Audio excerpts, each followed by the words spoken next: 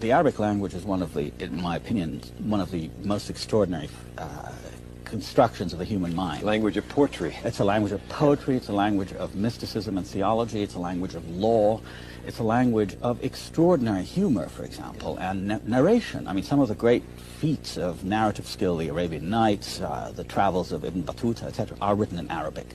So there's that.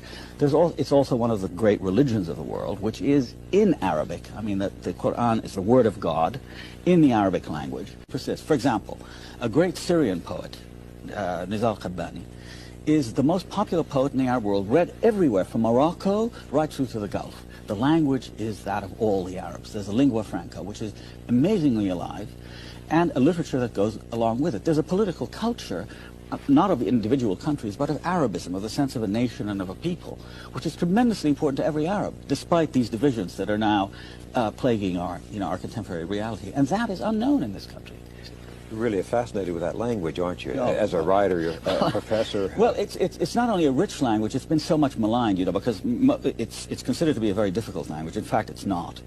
But it's characterized, it's interesting, a lot of the attacks and the cultural attacks on the Arabs focus on the language that's considered to be a language of violence, of bombast, of sort of awful pretentiousness. It isn't, in fact. It's a very flexible, athletic language. From athletic? Which athletic. Oh, fantastic. Can do many things. Many things. Greek. Exactly. Most of the great classics of the Greeks came, the scientific classics, the logical classics, the works of Aristotle, came to the West through Arabic translations. I mean, that's how they were known. So that sense of the language unites us, because it's a language of religion, it's a language of everyday life, it's a language of courtship, it's a language of society, and its possibilities are as many as the Arabs are many. Many of those great romantic, if not erotic, poems came out of that certain Arabic style and tradition. Yes, but not only that. I mean, that has a certain kind of